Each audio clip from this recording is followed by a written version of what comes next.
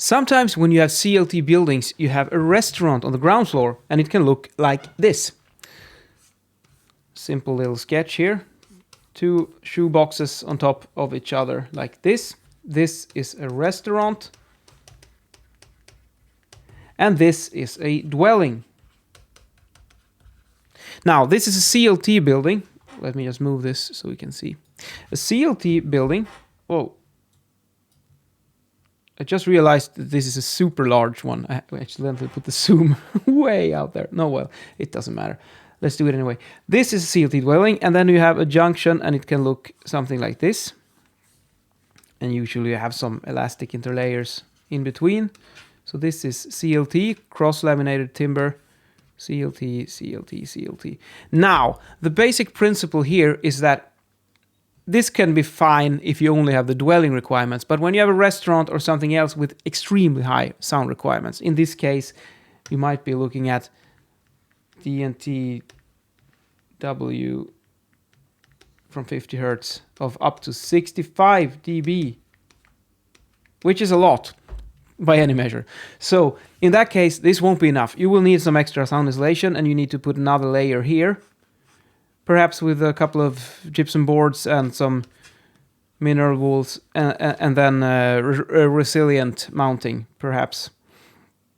How should we paint? Like this, resilient mounting, and then standing slats like this. Let's take a look at it in the model instead. Here's a typical wall, and a typical unit separation wall. The difference here is that we got 3. It's a triple layer gypsum here.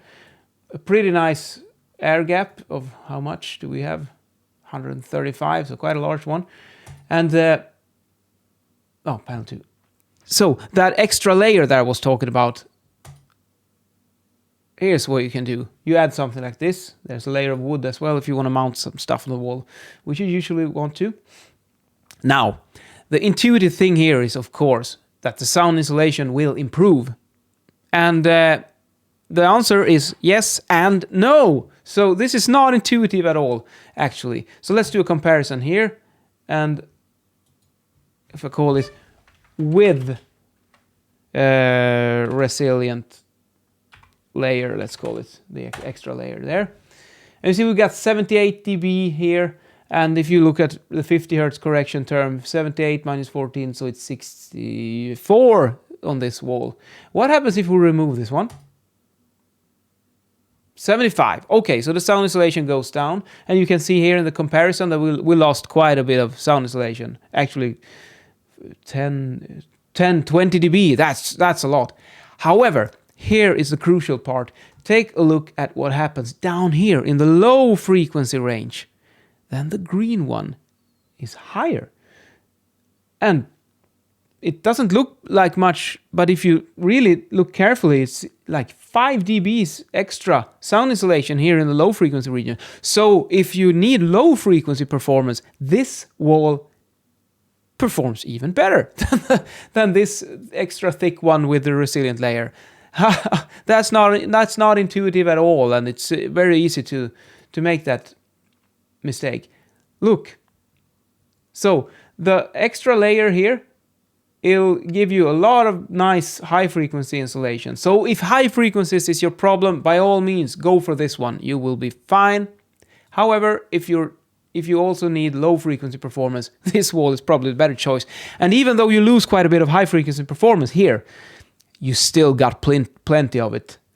You see, it's like 70, 80, 90. So this is still a really, really good wall for high frequencies. So it's not that much point to improve it even further, at least not in the horizontal plane. However, in the vertical plane, like the one that I was drawing here, then it's a completely different story, because then it's this transmission path that we're worried about. And then it doesn't matter if you like put a 300 millimeter concrete wall here and make this one extremely, extremely good. It doesn't matter, because now it's the vertical one that we're talking about here.